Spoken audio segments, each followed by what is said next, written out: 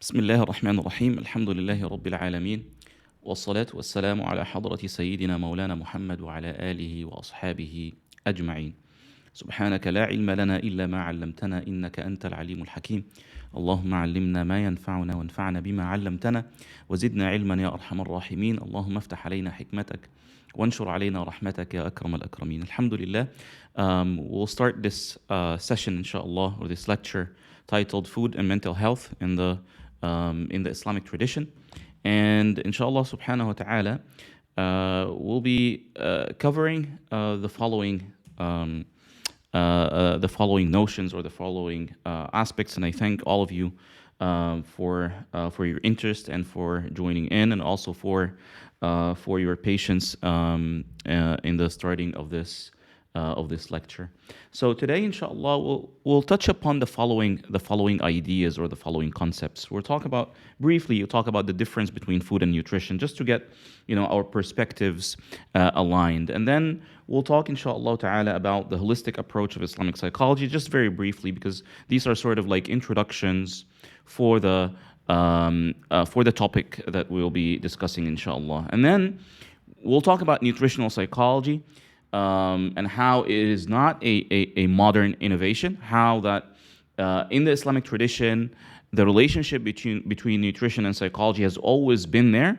And then we'll focus more on the notions that are related to, and the examples that are related to food, and the regulation of mood and temper. We'll also touch upon the dietary treatments for psychological disorders, and for the underpinnings also of psychological disorders. And finally, we will conclude with an example related to food and spirituality, because as we mentioned in the announcement about the lecture, that we will talk about the relationship or the influence of food on spirituality, or the relationship between food and spirituality, inshallah ta'ala. So these are the topics that we'll be talking about. I have to provide or mention a disclaimer at the very beginning. All the examples that are mentioned here, these are not medical prescriptions. Please don't take whatever is mentioned here and go apply it on your own.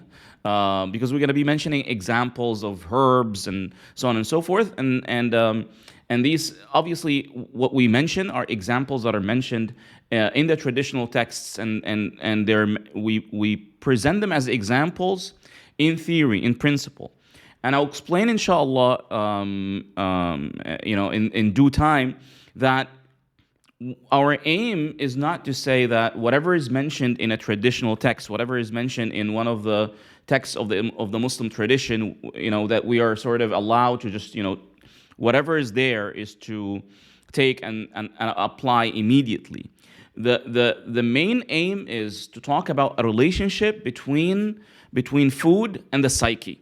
All right, that's the main aim of today's lecture, is just to give examples. And obviously, this is a lecture; it's not a course. So, I'm bringing you some examples from here and there. Inshallah ta'ala, sometime after Ramadan, we will be, doing a course, inshallah, on nutritional psychology. It will not be limited to food, for example, as we will explain the relationship between food and nutrition.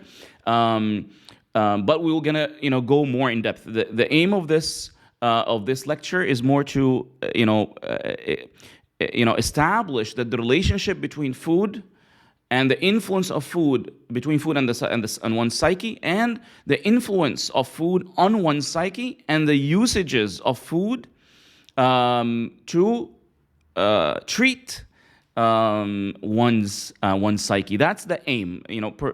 Just establish that these relationships were present in the Muslim tradition and in the Islamic tradition. It's not something that was merely a modern innovation, or that the empirical science is something that was introduced by the empirical sciences. It's something that has been there in the Islamic tradition prior the empirical and the modern sciences. Okay, so let's begin just very quickly with the relationship between food and nutrition. So in the Muslim tradition, The food is a type of nutrition. Nutrition is not limited to food, and they use the word food in Arabic. They say al-at'imah, and that would include the term al-at'imah. That would include food, whatever we eat and whatever we drink. All right, but the notion of nutrition, they use for the word al-aghdiyah. So al-aghdiyah is nutrition. Meanwhile, al-at'imah is things that are eaten or things that we drink. And things that are eaten are in different shapes and and forms. But the point is, whatever is eaten or drunk is something that is of al-at'imah and food, and whatever is of nutrition is called al-aghdiyah. That is why in the books of al-aghdiyah they mention colors, they mention scents and smells. They mention textures, all right? So al-aghdiyah or nutrition is a concept that is related to the five senses, all right? It's a holistic concept that is related to the five senses. Meanwhile, food, it pertains to the sense of taste and to the consumption of plants, herbs, vegetables, animals, whatever a human being would eat. All right. So that is just very briefly. We're not covering here the entire scheme of nutrition and the relationship between nutrition and mental health. We're sort of focused on food. So basically, things that we eat and things that we eat and we drink. Okay. Then we talk about the holistic approach of Islamic psychology, just very briefly as well. And this is, I have to say this diagram available here, it's not all encompassing, but it can give you an idea of what we mean by the holistic approach. So one's psyche in Islamic psychology is influenced by the following. It's influenced by one's spirituality. It is influenced by one's physicality. It is influenced by one's social environment, and it is also influenced by one's emotion. All right. So all of these four, all right, and the dynamics between these four, that could have been a fifth one as well. They influence the psyche. So whatever happens in the psyche cannot be limited to one of these. It's always a multifactorial phenomena, whether it is something positive or negative. So disorders or psychological disorders in the Islamic tradition, they're always looked at from a holistic approach. These four perspectives or these four aspects and the dynamics between these four as well could be added as a fifth one.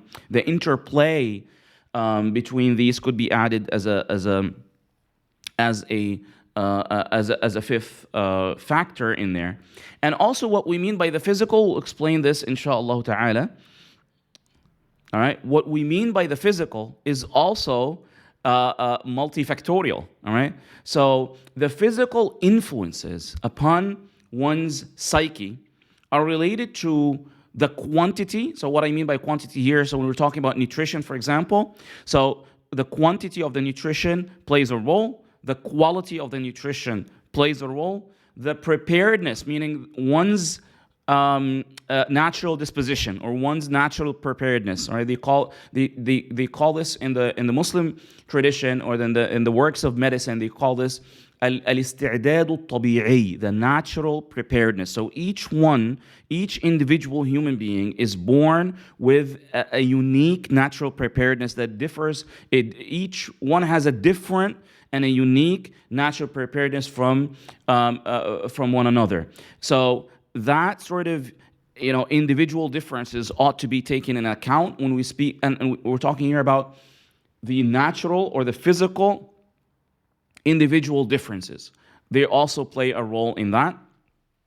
And then the environment, and actually, I know it's kind of vague, but there is a lot to be said here. Again, I don't want to take too much with the introductions. As I said earlier at the beginning of the lecture, we're going to go more in depth in the course, inshallah, on nutritional psychology in the Islamic tradition. But what we mean by environment, for example, they talk about time and space. All right, so where one lives, all right, the climate where one lives, all right, the hygiene would play a role in that. All right, the air would play a role in that. The type of plants, all right, that supposedly be present where one lives.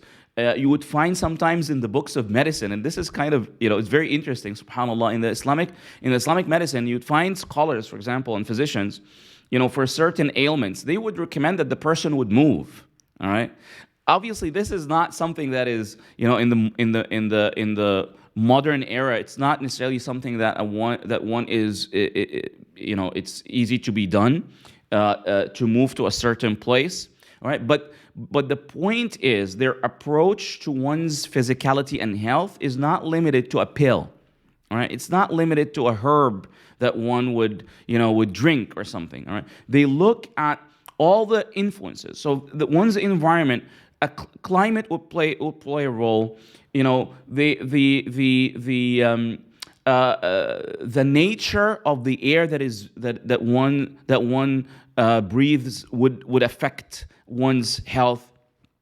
All right, as we said, one's own natural preparedness, and you add to this all the quantity and the quality. So all of these affect one's physical health. All right, so the physical health is influenced by all the nutritional intake. All right, and the nutritional intake, well, what we consider as neutral intake is the quantity of the nutrition, the quality of the nutrition. You add to this one's own natural physical preparedness, and you add to this the environment. So, and the environment will, as much as it will include, place, as I said, it will include time as well. So, treating a particular ailment when it comes in spring would differ than treating the same ailment. That could differ if you're treating the same ailment if it comes in winter. Let alone that they have a schema of how the relationship between the four seasons and one's own health, and the schema between the four seasons and the ailments that could rise or that could affect a person during each of the four seasons. So that this is just a synopsis, a very, very, very quick synopsis of the holistic approach for Islamic psychology. Why did I focus here on the physical? Because I'm going to be talking about food. All right. So that is why I sort of just zoomed in to speak about the physical influences on one's psyche or one's mental health. All right. So is nutritional psychology something that is of a modern innovation? This article, for example, was published in September about 10 years ago by the published at the American Psychological Association, titled "That Gut Feeling," and the subtitle says, "With a sophisticated neural network transmitting messages from trillions of bacteria, the brain in your gut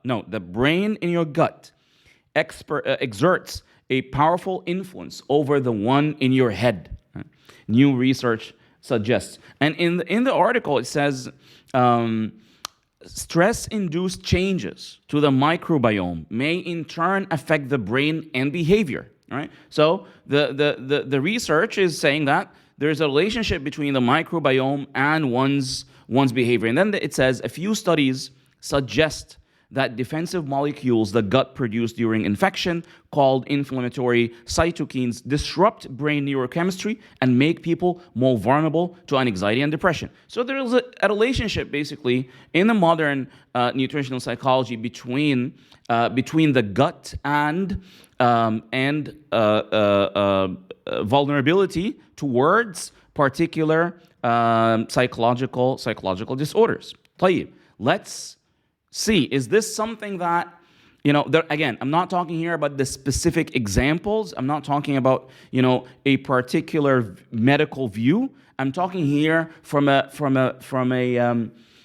from a more of a zoomed out approach, which is there a relationship between food and mental health in the Muslim tradition? And this is, one might ask, one might say, okay, so Sheikh Ahmed, what is the benefit of this? What are we going to prove if we say that there's a relationship between food and mental health? Well, that would have extraordinary, if that is known, all right, if that is in the know, all right, for Muslims, if that is in the know for the imams and shuyukh and scholars, if that is in the know for the Muslim psychologists and Muslim psychotherapists, all right, what we find is that the trend is usually to connect psychological disorders with religiosity. You have depression because you are sinning. You have an anxiety because you don't have tawakkul ala Allah.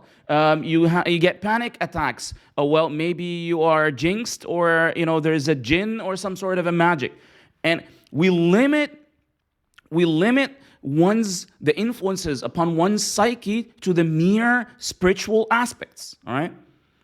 So the question is, we as Muslims, are we supposed to look at mental health from the spiritual angle only? All right?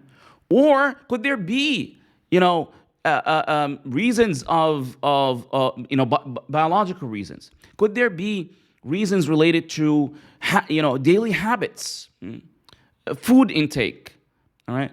Lack of certain supplements? Could that be a reason? And again, I'm not taking the other extreme and to say that food is the only influence. That's not what I'm saying.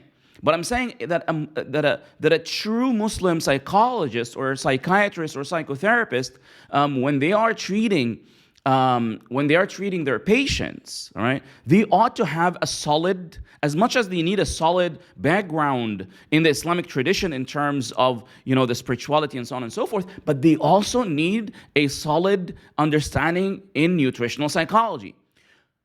Should it be nutritional psychology according to what is mentioned in the books of the Islamic tradition, or according to the latest research of medical studies? That's a different story. But the point is, a Muslim psychologist or psychiatrist or psychotherapist ought to have a solid background in nutritional psychology. All right? Not because, and that is not because it is something of a Western innovation. That's good. But in the Muslim tradition, there is a relationship between the physical health and the psychological health, and the approach is multifactorial. All right, that's what I mean. When a person is suffering from depression and they go to a Muslim psychiatrist, would he ask about the food intake? All right, would he ask about what kind of foods that person consume? All right, when an imam is sought by one of the members of the Muslim community, and they ask the imam, I suffer from depression, what is the first thing that the imam would think about? All right? Is it that they would immediately, start asking questions about the person's, religiosity and spiritual life? Or would they speak to the person who's coming to them seeking help? Would they speak about the multifactorial approach of Islamic psychology? Which one of the two do we need our imam to do? All right? Should he just merely say, you need to think about what sort of sins you have been making? Or do you pray on time? That's the usual. Always they ask that question. Do you pray on time? And then I find examples that when the person responds and say, yes, I pray on time, the imam would start, scratching their heads. What am I supposed to say now? All right. Because normally a person would have depression if they do not pray. Well, what if the person does pray? What are you going to say? All right. So this is something that establishing the relationship between food and mental health is important because of the misconceptions that we have as Muslims, that psychological disorders come from mere spiritual factors. All right. So the relationship between the nutritional psychology in the Islamic tradition. This is an example here from Ibn al-Nafis. Ibn al-Nafis is an Egyptian, was an Egyptian scholar, a great physician, probably one of the greatest physicians of all time. If you mention Ibn Sina, if you mention Abu Bakr al-Razi, Ibn Nafis has to be mentioned along the, in the same caliber, in the same category, in the same level. So Ibn Nafis, in his work الشامل في الصناعة الطبية, he talks about a particular herb, al-abhal, Juniperus sabina, and then he says, and again, note, this is not a medical prescription. Please, don't go, see if you can, consume this sort of herb. That's not the intention. And I apologize, I have to make that disclaimer because there are people out there who would sort of, take these as medical prescriptions, and they will start, consuming them. So I have to make these sort of disclaimers. For those of you who don't need them, please forgive me, but I do have to make them. So he speaks about this particular herb, and then he says, وَيَجِبُ أَن يَجْتَنِبَهُ الْمَحْزُونُونَ. Those who are sad, those who are miserable, those who are in sorrow, all right, ought to abstain from that particular herb, all right?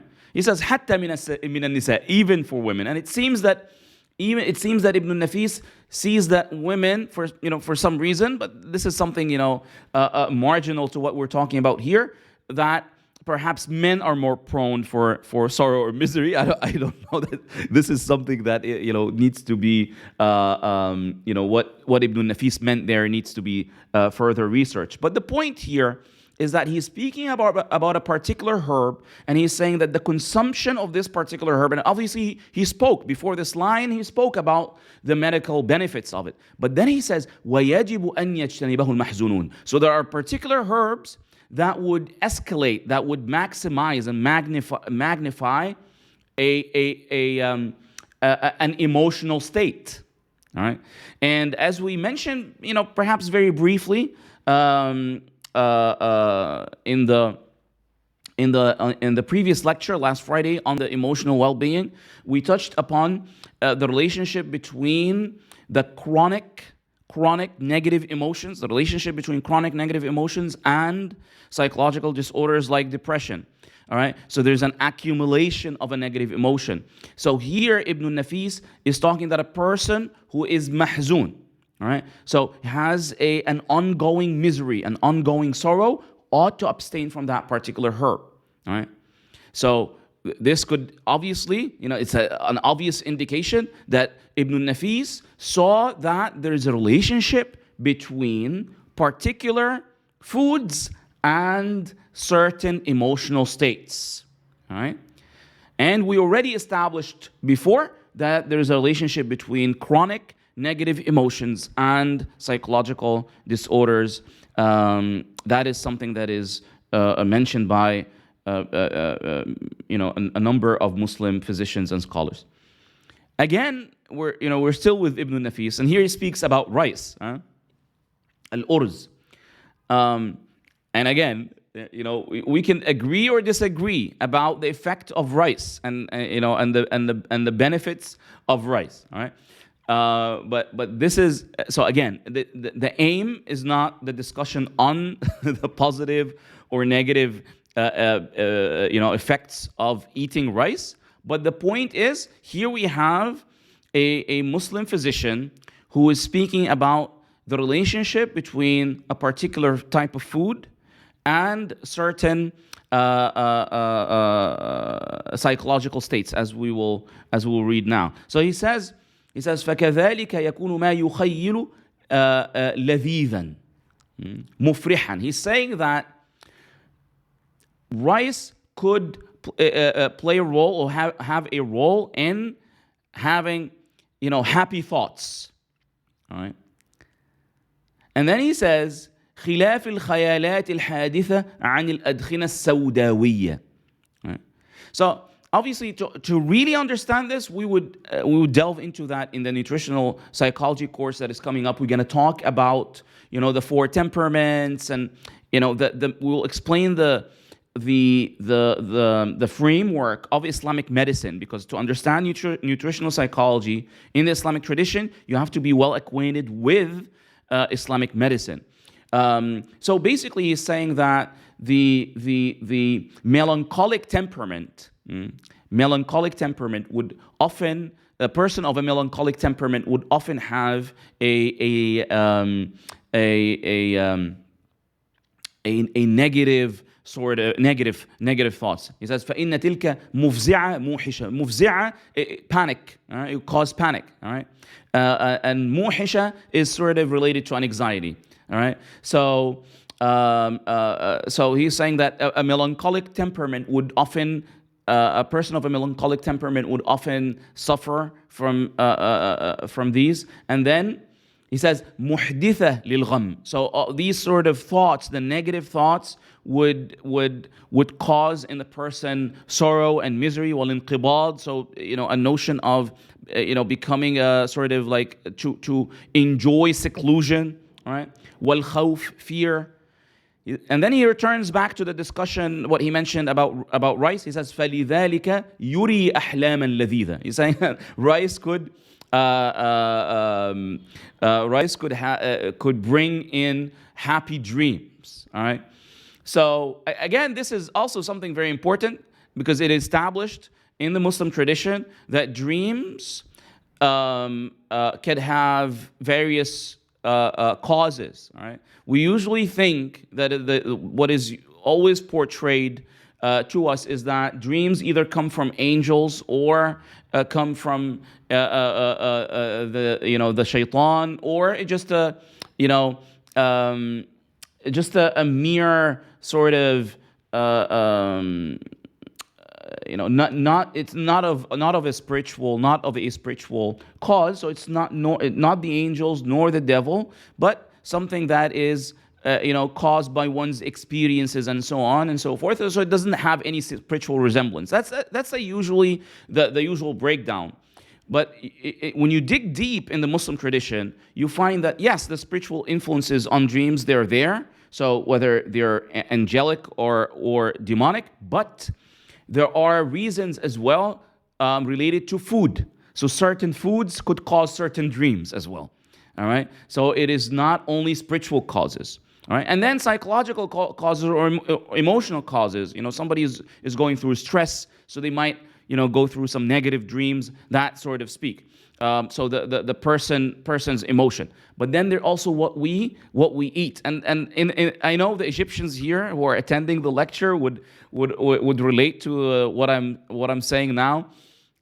We find Egyptians, when they find their baby, all right, when they laughing or giggling or smiling, their newborn. So they would often say he's eating rice with the angels. That's بياكل رز مع الملائكة. يأكل الأرز مع الملائكة. He's eating rice with the angels. So it's quite interesting. It's just it's like a proverb, something that people would say when something like this happens. But subhanallah, it's quite I never when I used to hear this. I never related that to a traditional medical point of view. So when I see here, that Ibn al-Nafis is talking about the relationship between good dreams or happy dreams and the consumption or eating rice. So again, this is not a prescription. You're not supposed to go eat a whole kilogram of rice after you finish the lecture. That's not the point. The point is that this Muslim physician saw that there is a relationship between what we eat and our thoughts, and consequently also between what we eat and what we see in our dreams. Ibn al-Baytar, another example, and this one you have to be very careful with this example. Ibn al-Baytar, in his work, Al-Jami' li Mufradat al-Adwiya wal-Aghdhiya, he's talking about a-tanbal. It's a type of plant. And it's very popular in Asia.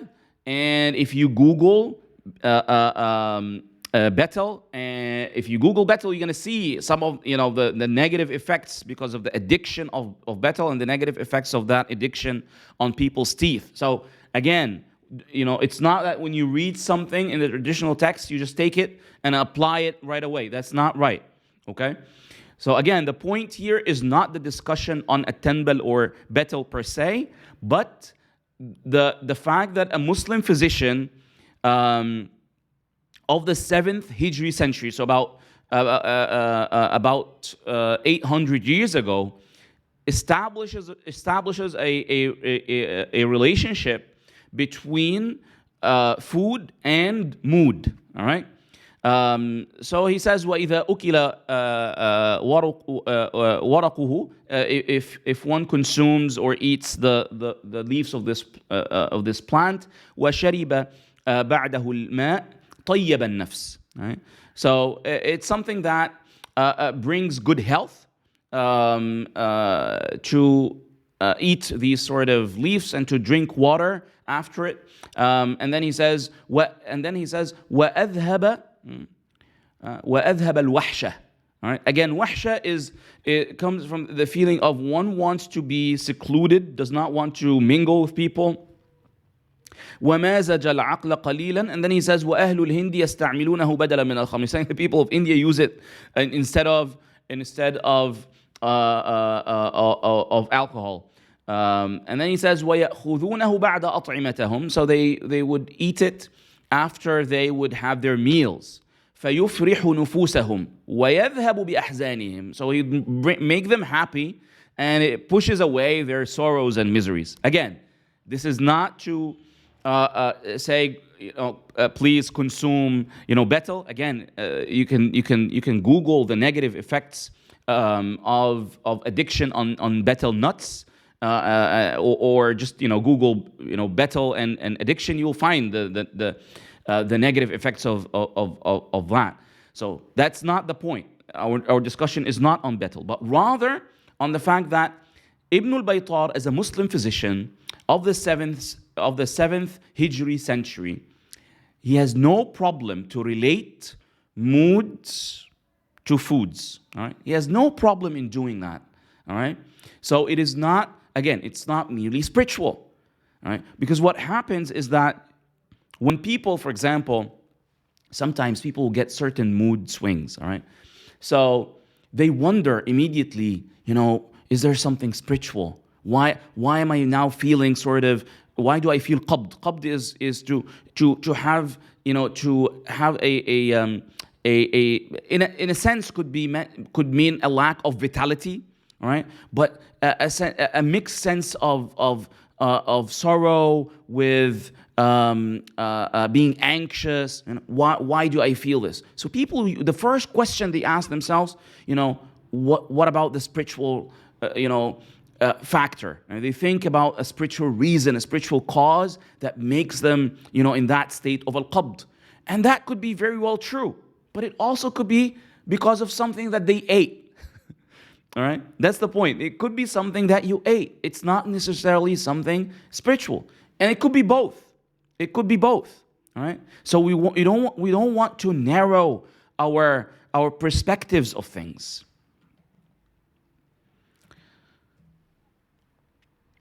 Again, when we speak about nutritional psychology, Ibn Khalsoon in his book Al-Aghdiya, and now all right, Al-Aghdiya, that's a book on nutrition, not foods only, all right?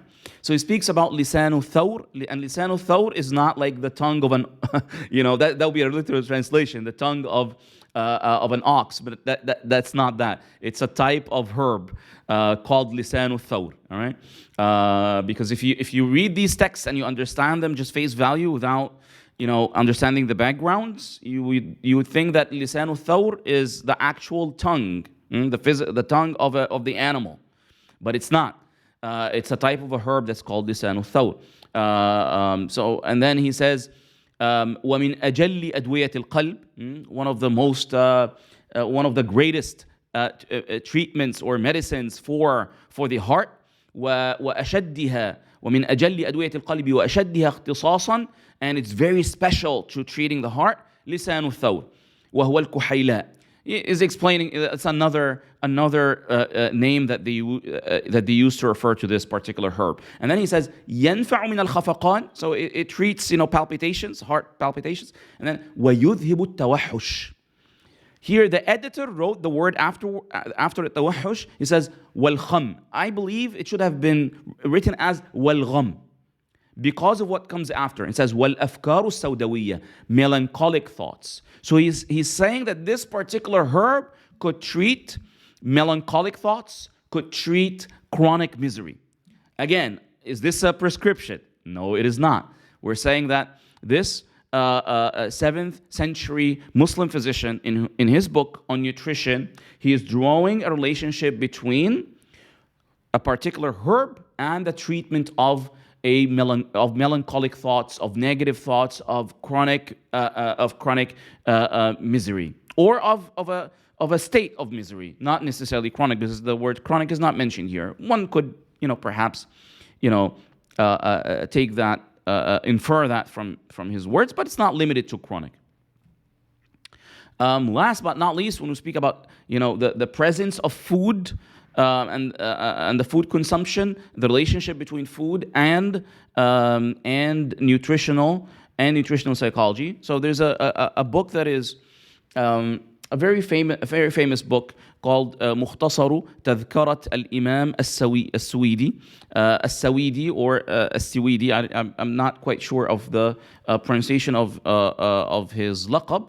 And this it's an abridgment of Tadhkarat al-Sawidi, and the abridgment is by Imam Abdul Wahhab al-Sha'rani, a very famous Egyptian Sufi master and Shafi'i jurist. So in that text, you have an entire list called Al-Umur al-Mufarriha lil-Qalb. So this is a pharmaceutical text, all right? So it has a list of medications or treatments that would bring joy, that would bring delight, that would encourage and increase one's inclination towards happiness, all right, and joy. So he puts an entire list there. So again, Muslim physicians, they saw a relationship between what we eat and how we feel.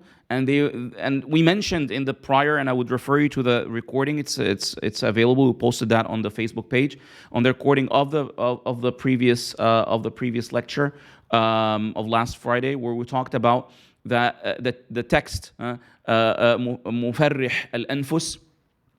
So there were texts that discuss these sort of aspects. What sort of nutrition that could bring joy and happiness and treat misery and sorrow. So this was just examples, just mere very, very quick examples, and there are plenty of them. Examples of the relationship between nutrition and specifically food, what people eat and drink, and how that influences their mood, and how would that treat, in some cases that would treat melancholic temperaments, how would that also, and how certain foods we ought to abstain from if we're going through a certain, a time of sorrow or sadness and so on. Okay. And then let me move to the notion of the gut condition and one's mood. So they also have these sort of, so you may think, so the examples that are there are general. No, they would also relate not only the type of food and the herb or whatever with a certain psychological state or disorder. Not only that, they also talk about the gut condition and the mood, all right? Meaning your gut's health could influence your psyche, okay? So Ibn Nafis, back again to Ibn Nafis in his Al-Shamil, في الصناعة الطبية, and he speaks about حمض الأترج. The technical term for it is citrus medica. If you Google it, you'll see the picture of the actual citrus medica. So it's like in a sense, it's like a mother of all the various citrus fruits. So, and again, this is not a prescription. Please don't apply that on your own. He says, he talks about al-utruj, and he talks all about all the various benefits, and then he says, وَهُوَ يُسَكِّنُ الْعَطَشِ, so it could help to treat thirst. And then he says, وَيُزِيلُ الْغَمَّ. Note here, this is very imperative. وَيُزِيلُ الْغَمَّ الْحَادِثَ عَنْ حَرَارَةِ الْمَعِدَةِ. Right? So he's saying that it treats the sorrow and misery that results, meaning that sorrow and misery results from حرارة المعدة. When the temper of the gut is hot, when it becomes of a hot temperament. Right? And he says, وَكَثْرَةُ الصَّفْرَاءِ فِيهَا, the increase of yellow bile. Again, that's according to the framework of classical and Islamic medicine. But the point here is that Ibn Nafis is saying the following. When there's a hot temperament of the gut and there is an increase of yellow bile in the gut, what happens? There is sorrow and misery. Right? And that citrus medica, according to Ibn Nafis, it treats the sorrow and misery that is a result of the hot temperament of the gut. Okay? So that, to me, this is, again, by the way, Ibn Nafis has an extraordinary biography by Imam al-Safadi, very important to read for those of you who master Arabic. In the book Al-Wafi bil-Wafayat by Imam al-Safadi, and Ibn Nafis was a Shafi'i jurist, and there is a biography of Ibn Nafis in the work by Imam Tajuddin al-Subki, the great famous Shafi'i jurist, in his book Tabaqat al-Shafi'iyya al-Kubra. It's an encyclopedia of biographies of the Shafi'i jurists. So Ibn Nafis, the author of Ash-Shamil fi as-Sana'a at-Tibbiyya, has a biography in that work. So he was not only a physician, he was a Shafi'i jurist, eligible enough to have a biography in that prestigious work. All right? It's not like a somebody who studied like a text of two of fiqh. To have a biography by Imam Tajuddin al-Subki, that it means a lot. It means that he reached a level in fiqh to the point that he's eligible to have a biography, all right, in that encyclopedia. So Ibn Nafis was a jurist. He also has a work on in logic. All right, and he has contributions in Arabic grammar. So Ibn Nafis was one of those polymaths. Because some people might think, because he's just a physician, he's not aware of all the. No, that sort of specialization, that's a concept that was introduced, and a trend that was introduced by modernism. This notion of specialization, where when one is a physician, has no idea about any other science, that's a bid'ah. That's an innovation of modernism. The Muslim scholars, the majority of them were polymaths. Obviously, they would stand out in one or two sciences, all right? And the way they would stand out would vary, all right? So Ibn Nafis, not only he studied fiqh as part of the education framework in the Muslim tradition, not only that, but he excelled in fiqh, right? So his opinions in medicine are very important. Because, see, for example, Ibn Sina and Abu Bakr al-Razi was a physician who did philosophy as well. Ibn Sina was a philosopher who did medicine as well, and they excelled in both. But, maybe Ibn Sina, obviously was a philosopher and a physician.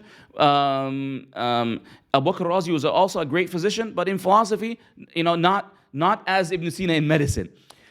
But the point here, Ibn Nafis was a physician. He also had his share in philosophy and logic, but most importantly, he had works in jurisprudence, and he also has a manual in the science of hadith, and it's published. It's published here in Egypt. All right.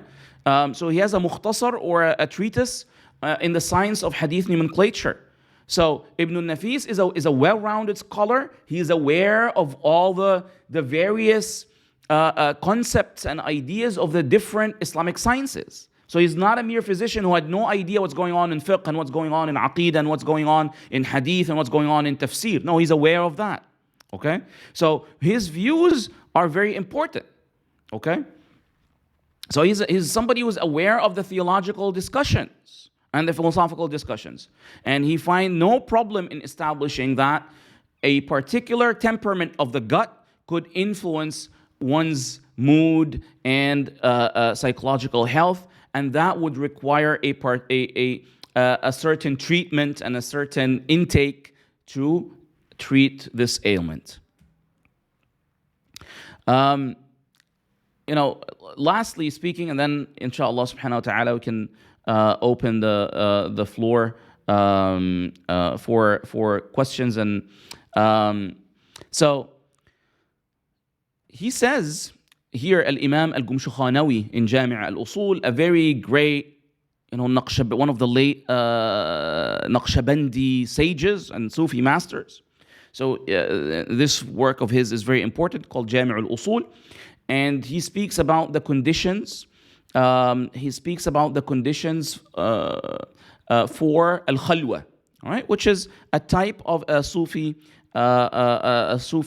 practice. A type of Sufi practice. They sometimes refer to in English as a spiritual seclusion. The point here, we won't get into what khalwa is and all the various conditions for al-khalwa. But what is important to me here is that he mentions in the 18th under the 18th condition for the conditions of al-khalwa. He says al-mulazamatu الثامن عشر, so the condition number 18, الملازمة لأوسط الأمور. I do read, because I saw a comment, I do read the Arabic and I translate as I read the Arabic. It says الثامن عشر الملازمة لأوسط الأمور في جميع الأحوال. So one has to always have a state of equilibrium and the middle way. All right, one has to to follow a middle way in all of his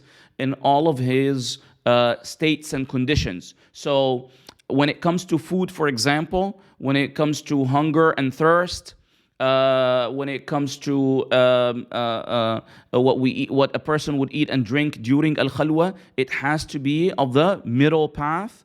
Why? He says حتى ينال رتبة الكاملين من الرجال. So he would reach the level of the perfect of men. All right, and then he says فيكون بين جوع وشبع في الطعام. So he has to be in between. And شبع في الطعام. He has to be in between hunger and fullness. So you should not be full nor hungry. So it has to be in between. All right, and then he says that's the kick here. This is the important part.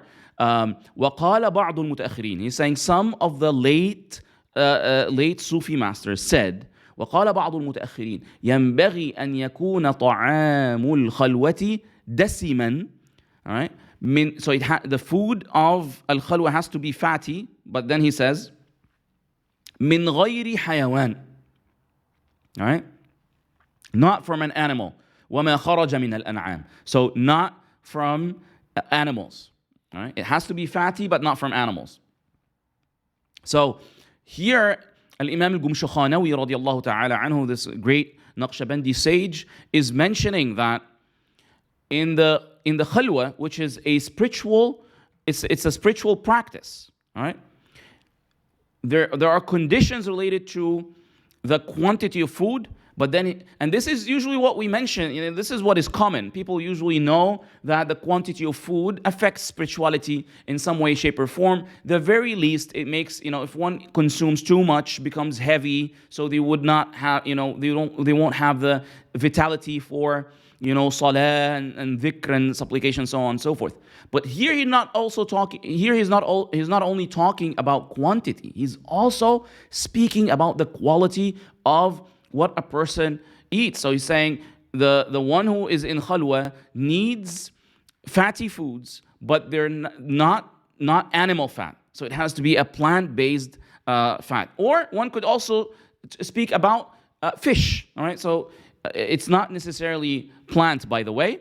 One could say, one could make the argument that it could be from fish, because there are narrations that some of the Sufi masters, they would say fish is more suitable than, a beef, for example, for somebody who is going through spiritual practices and meditations and so on and so forth. But here, if we take it face value, it would mean it could mean plant-based fats. If we include the fish under من غير حيوان وما خرج من الأنعام. All right. So there is a relationship of what a person would eat and a spiritual and their spiritual state. All right, and their spiritual inclination. All right, between what they eat and the spiritual inclination. Which I believe this is, very, very interesting. So even when we address, psychological disorders or mental health from the spiritual angle, we need to be aware that even that the spiritual angle itself, the spiritual dimension itself, is also influenced by what we eat. All right, and or what we eat plays a role in one's spirituality. So you can see how all the factors that we mentioned at the very, very beginning of this lecture, how there's an interplay and overlapping between all of these factors that lead eventually to the makeup of one's psyche and psychological state. So, here, alhamdulillah, I rest my case. Jazakumullah ta'ala khairan for listening. Inshallah ta'ala, you can post your questions in the chat box, or if you would like to, use the mic, inshallah ta'ala, just raise your hand, and I'll be more than happy to take your questions. Jazakumullah ta'ala khairan wa barakallahu ta'ala fikum. Alhamdulillahi rabbil alameen.